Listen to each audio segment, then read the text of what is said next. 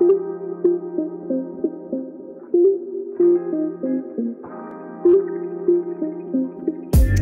is up, and welcome to another edition of the Bruin Bible. Will Decker joined by Iron Mike Regalado.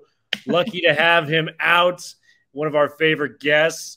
UCLA is coming off of a big win last weekend that we have yet to discuss here on the podcast. And we got arguably maybe the most anticipated UCLA in-conference game, not named USC, in quite some time. We got college game day rolling to Westwood. It's going to be a big event. We're going to cover all those topics for you. But we're going to start with last week, Mike. 24-17 win over Washington. And this was a game that I felt really confident in what DTR brought to the table. A tough environment coming off of a rough game statistically against Arizona, which was concerning to say the least. On the last week's pod, we're talking about maybe it's time to move to Ethan Garbers, but you see a performance like that. 21 of 26 through the air, 183 yards, 2 touchdowns through the air, and 12 carries for 87 yards. He kind of controlled the game and made some huge plays, including that last fourth quarter drive to get the touchdown lead. A couple big plays to Dulcich there. What did you think about DTR in a big win against Washington? The only problem with how well he performed against Washington is the fact that it was once again a consistently inconsistent performance. You know, as you said, he did not have a great passing performance against Arizona the week before, but yet he still somehow figured out a way to win. And as far as the Washington game, statistically his third best passing percentage game. He, moved around on the ground. The UCLA's run offense is just spectacular, and we're seeing just what they can do. And it's not just Charbonnet, which everybody is starting to hear about, but it's also Britton Brown and Dorian Thompson-Robinson, who is doing a lot. With his feet. If he can't get the ball to one of his receivers or to Greg Dulcich, who surprisingly has been kind of absent lately, he has just figured out ways to get things done. Man, so this is a Dulcich Pro podcast. We've talked about it since our first time on the air. Only 2 catches, but he had that incredible shovel pass in the fourth quarter to move the chains, to keep things rolling. And then he had the go-ahead touchdown and a little slant route over the middle. I think the biggest thing I have is, why don't we feed this guy the ball more? Because only good things happen when you put the ball into Greg Dulcich's hands. It's a complete mismatch for these linebackers. He's blowing right by them. He looks like he might be able to run a 4.5 speed in the open field. I will never understand that. But yeah, Dulcich, give me your thoughts on him and why we're not passing him the ball more. I don't know why. It seems like that exciting type of football that we saw in the first 3, at least up to like Stanford. I'll hold off on Fresno State for a second, but that kind of high-powered running game and aggressive defense. It seemed to kind of like disappear, against Fresno State, Arizona State, and Arizona for a bit. Except for the run game. I mean, you get 300 yards rushing, against any team, you should win. And UCLA did that against Arizona and got the win. And last week, it seemed like they were going back to that a little bit more. Points-wise, they were hovering around the 40-point mark, and to only get 24 points against Washington, kind of a departure from what they've been able to do in putting the ball in the end zone. But at the same time, that's 2 weeks in a row they have held an opponent to under 20 points. It was also UCLA's best passing defense game stat-wise. So there were a lot of positives. The defense, which has looked very kind of bend but don't break, a little timid, not as aggressive as they did at the beginning of the season. They got back to that this past week. 7 tackles for a loss, 2 sacks. I think they maybe recorded 2 tackles for a loss against Arizona. I can't remember off the top of my head, but it just seemed like they were going back to what we saw at the beginning of the season. And then if they play like that, I think a lot of good things are gonna come their way. Yeah, and 2 turnovers as well. I mean, we got those 2 interceptions. Quentin Lake making a big play in the first quarter, but the bigger one was the interception in the fourth quarter. Devin Kirkwood, the true freshman, making arguably the biggest play of the season so far because Washington's driving. It's fourth quarter. They got a chance to tie the game on that drive.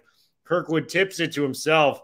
I don't want to say it was particularly great coverage because he got burned a little bit, but he did make the play on the football, which gave UCLA the ball back.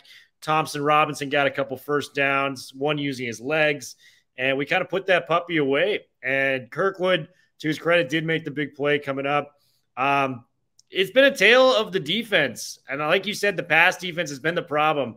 Mike, are you aware just how bad our pass defense has been this year? Oh yeah. It's just, I mean, I can't even get the words out. That's how bad it is. It's, it has improved, but it just seems like it hasn't really taken a giant leap forward when it possibly should. It's improved, baby steps, but after 4 years, after a year and a half with their new defensive coordinator, who's also helping out with the defense, Ryan Norwood, it seems it would be a little bit better. And yeah, they got burned, and I think they were playing, very cautionary ball, with Fresno State and Arizona State, especially. Those two quarterbacks just carved them up. They were a lot tighter against Washington, and like you said, they, that Devin Kirkwood, that was just a spectacular takeaway. It was literally a takeaway. Yeah. Like you said, he got burned a little bit, but he was able to close in, hit that ball, and just rip it away and get it back for the Bruins. Quentin Lake had that interception, but it just seemed like coverage was just a little bit tighter. And there was also, that one phantom PI call, which was, you look back and it's like, come on. I forget who it was. Maybe it was Quentin Lake that got the PI. Evan Blaylock, right? Blaylock, that's right. Yeah. He's kind of struggled too, but that was good coverage. He turned around right when he needed to, and it was just a bad call. But hey, Pac-12 refs, eh? It just looked tighter, and which was weird because what I noticed too was that Washington was getting a lot of first downs. They were extending drives. The thing that they didn't do was put it in the end zone, as much as they should have. For as efficient as they were with chunk yardage, they just couldn't finish. And that's also a credit to UCLA for limiting them to either field goals or stopping them, altogether. Yeah, and I want to give you the numbers because it's worse than I thought, Mike. So there's 130 FBS teams in the country. We are ranked pass defense wise in yards allowed 122nd out of 130 teams. So we effectively have the 9th worst passing defense in the country. And then when it comes to run defense, which is a little bit more skewed because sacks technically count for rushing yards, but still this is impressive. So we have the 9th worst pass defense in the country, and we have the 9th best run defense in the country. So that puts us at a total of we're the 68th best total defense in the country. So it's just a weird kind of conundrum there. Yeah.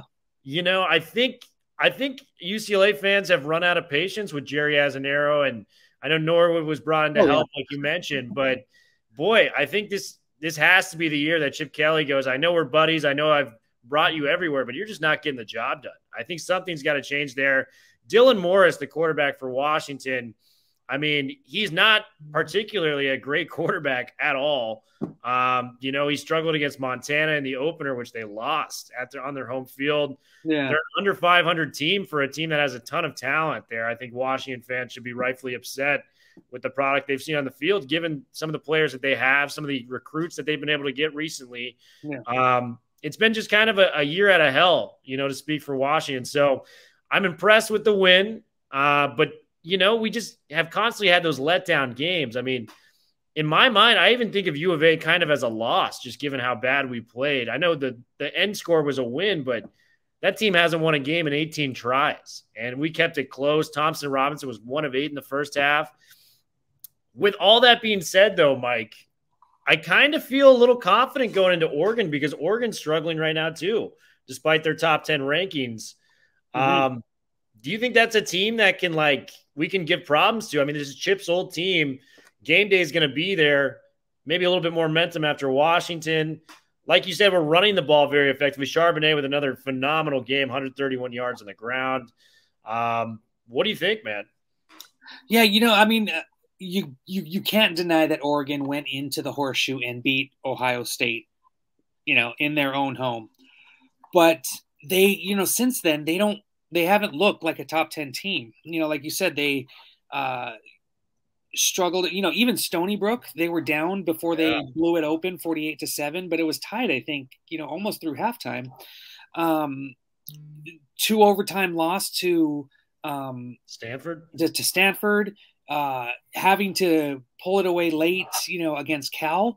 They just haven't looked collectively dominant. And that's the thing, especially on defense, they just have a ton of 4- and 5-star guys who are just athletes. Individually, they're kind of scary, but collectively, they haven't really been super impressive as the number 10 team in the nation should, at least in my opinion. But that's it's unfortunate that they, not for UCLA, but it's unfortunate for Oregon that they lose CJ Verdell, who is just a heck of a baller, hell of a running back. But that they also have Travis Dye, who's been really, really good, when the ball's put in his hands. And it's interesting, they Oregon really passes the ball around. They don't really have one dominant receiver. I think the most is actually Travis Dye, who averages 33 receiving yards per game. But at the same time, I think there's something like 10 receivers who are averaging 10 yards per game or more. So they are really distributing the ball. But yeah, as I said, Anthony Brown can be effective. It's weird that they're having parallel storylines, like with DTR. You have a lot of Bruin fans that are complaining, like, oh, he's a 4th year, he should be at a different spot. And then last week you have, fans booing. So it's like you can't win in this league. But Anthony Brown is, he can be dangerous. When he gets going, he can be very dangerous. But that combination of Dye and Brown is, it's really good when they pick it up. And then defensively, you have Kayvon Thibodeau, who's just, the guy's going to be like, top 3 pick next year. A guy is just a beast. And this has been the narrative all week too. He had to sit out the first half because of that targeting call against Stanford. But he came in and just was wrecking. He was a wrecking ball, in that second half, and was a huge factor to why, Cal wasn't able to do more in the second half of that game.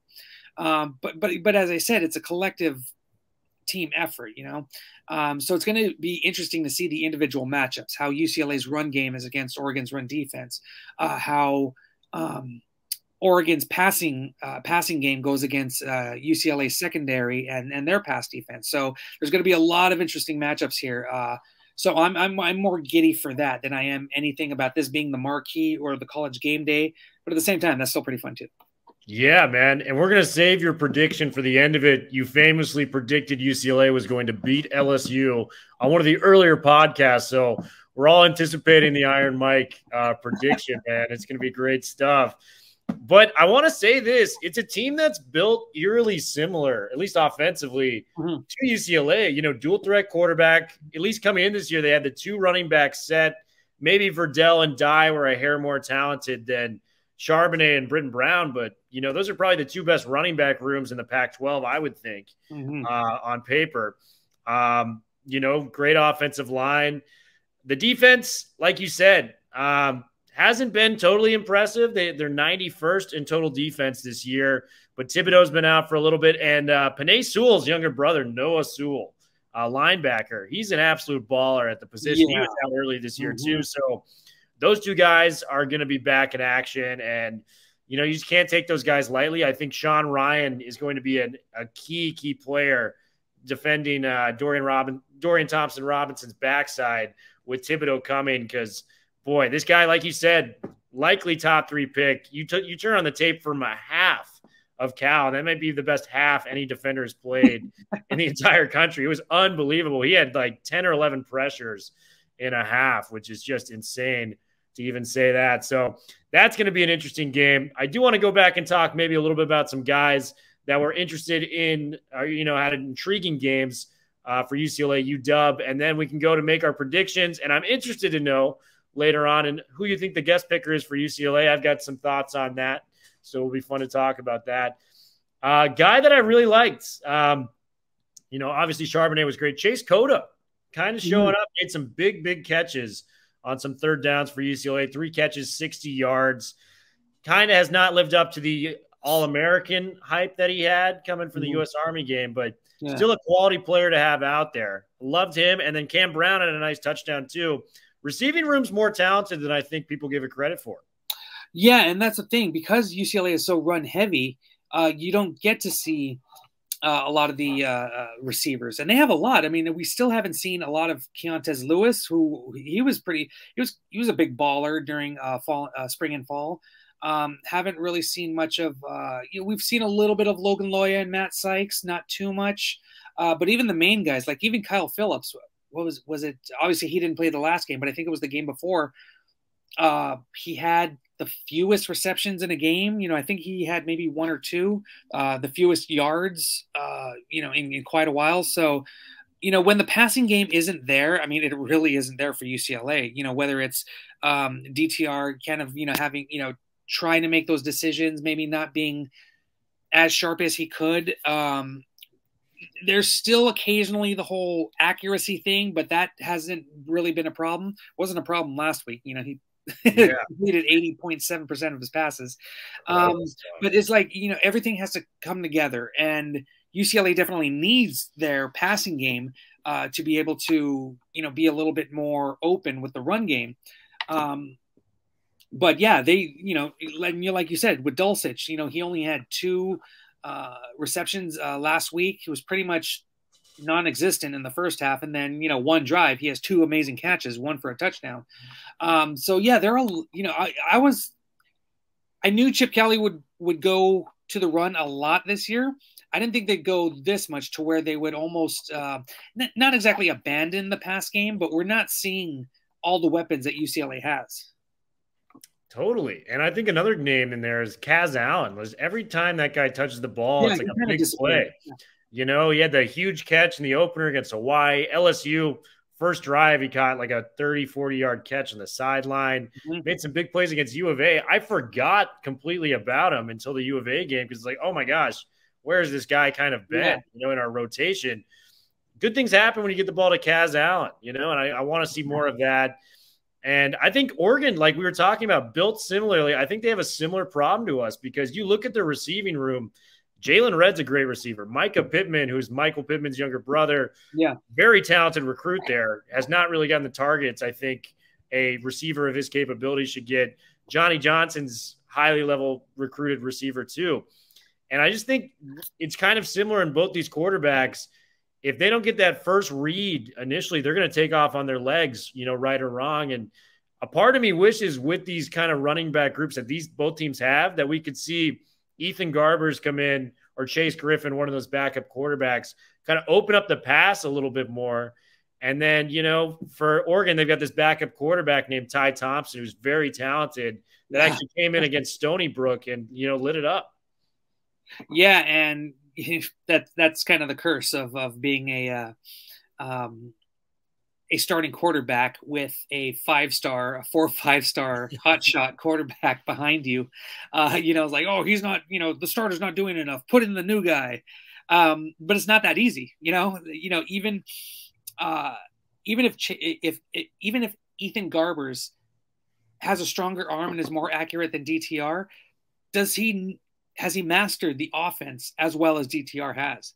Can he scramble out, the way DTR does? Because, DTR, it's like when stuff breaks down, he can depend on his legs. Very, Brett Hundley-esque. But, just saying, oh, we, put in the other quarterback, it's not the easiest thing. And especially with Dorian Thompson-Robinson, whether you think that he's he should be more far along in his 4th year than he is. He's still the quarterback that Chip Kelly's going to, and there's a reason that he's still in the game. There's some games where I think he should have been pulled just because, you're up so many scores. You don't need to, like against Stanford. I think he could, especially with the injury, I think he could have been pulled for maybe a few extra minutes at that point. But he's QB1. He knows everything. He's the man right now, and that's what Chip Kelly's going to roll with. Definitely, and I don't think he will make the change. I just think I'm excited. I think UCLA fans should be excited, like myself, to kind of see a pass-first quarterback in this offense with maybe a similar running back room if Charbonnet, comes back. Charbonnet, here's a guy I want to talk about too. We've seen a lot of great running backs in recent years. Your Joshua Kelly, your Demetric Felton. I think I asked you a similar question about Dulcich in the tight end room earlier this year. Is Charbonnet reaching rarefied air? Is he the best running back you've seen? Maybe since Maurice Jones-Drew at UCLA, because I think he's making a case to be. He runs so angrily, ferociously in the open field that it is so much fun to watch as a football fan.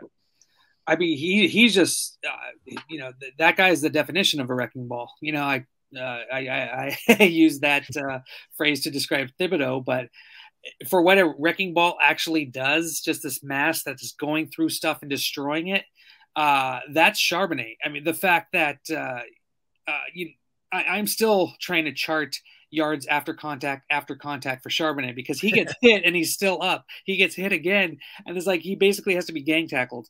But no, that's just a guy who has great vision. He had a few slip-ups early against Washington, but he figured that out. Once again had over 100 yards, his 5th 100-yard rushing game of the season, and but yeah, he'll just destroy guys. I mean, even this is how good Charbonnet is. So Kirkwood gets that interception. I think there are about 4.5 minutes left in the game, so there's plenty of time. UCLA is up by a touchdown. There's plenty of time for UCLA to get down the field and Washington back the field, but UCLA chews up a lot of clock. And the way that they did it was in that drive alone. I think Charbonnet had 2 9-yard runs, 1 8-yard run, a 6-yard or something like that. DTR helped out with it. And he was just getting big yards on the ground, chewing up clock. And that just sealed it for Washington. And that was really impressive in a drive where you don't have to do too much except just get to the first down. You don't have to score, just keep it going. And they did that. And Charbonnet was a huge key in keeping that drive alive in order for UCLA to go into the victories formation, with just over a minute left. I was like, that was brilliant. That play calling and having those guys execute so that they can secure that win. I thought that was brilliant. Yeah, no, I completely agree. When you can make those runs to seal a game, I mean, it was over. I mean, we saw DTR pick up that 3rd and 5 run too. Yeah. And when your quarterback and your top tailback can give you that in the last drive, that's what seals the deal. And it did that up in Seattle this past weekend. Mike, I want to get some X factors for the game. I want to get your prediction on the game, and I want to see who you think the guest picker is going to be. You've been an awesome guest as always. We want to get you out of here in a timely manner, but tell me, who's your X factors for this week? You got to say the guys like DTR or Charbonnet. Kind of want to go a little bit deeper. The tackles, Alec Anderson and Sean Ryan, if they can help shut out or even the guards, depending on how the pin pull system works out, depending on how they're flipped. I'm just going to say the offensive line. That is my X factor. If they can keep the pressure and the edge rushers out of DTR's hair enough for and Charbonnet and Britton Brown's hair, just so they can open up holes, keep Thibodeau away, keep Sewell away. I think that is going to be, the biggest factor in this game. And they need to control the line. They need to make sure that nobody gets in that backfield. I completely agree with that. I've got a couple X factors for you. I think the pass rush defense we kind of saw make gains last week for the first time in a couple weeks, reverted back to form. If the pass rush defense can kind of get to Brown, and, Brown does have some escapability, which might make it a little bit more dangerous, but if they can just kind of make Anthony Brown make some ill-advised decisions early, I think that'll be huge. I think for us to hope the secondary is going to be good, more than halfway through the season now, I don't think that's a realistic option for us. Mm-hmm. So I'm going to go with the pass rush defense. And it's clear that, Chip Kelly loves to target Dulcich in big games. Yeah. We've talked about the SC game. We saw what he did against LSU on only 3 catches. I think they're going to take finally the Corvette out of the garage and kind of give him some targets this week. This guy makes big-time plays, and he always steps up for UCLA. They'll probably need him against Oregon. I'm excited to see what they do for that. Mike, what is your prediction for Saturday at the Rose Bowl? I have UCLA winning 35-33. You heard it here first. Mike, coming with the prediction. We got another victory prediction from Mike. I'm actually doing a similar pick. I'm going 37-31 UCLA. I think it comes down to maybe another fourth quarter drive like Charbonnet pushing the ball, but I think UCLA gets it done. Oregon looking a little out of sorts in the last few weeks and has not lived up to that Ohio State win. I'm going UCLA big in this game, 37-31. As far as the guest picker, I've heard Bill Walton, Russell Westbrook is in town now. That could be an option. Any other guys I should be leaning towards? Maybe Troy Aikman, who is a commentator as well. Yeah, having UCLA legends is cool and all that, but what about a musical legend? Jack Black. Man, who's the musical legend? I didn't hear it. Jack Black. Oh my gosh, is that a realistic option? I'm not sure. That's a name that's been floating around, and I'm I would if it wasn't Jack Black, I would definitely love to see Bill Walton up there. But I'd like to see him go out of the box and get some Jack Black love up in there. Oh man, I would love to get Jack Black in there. That'd be fun, man. School of Rock was a classic.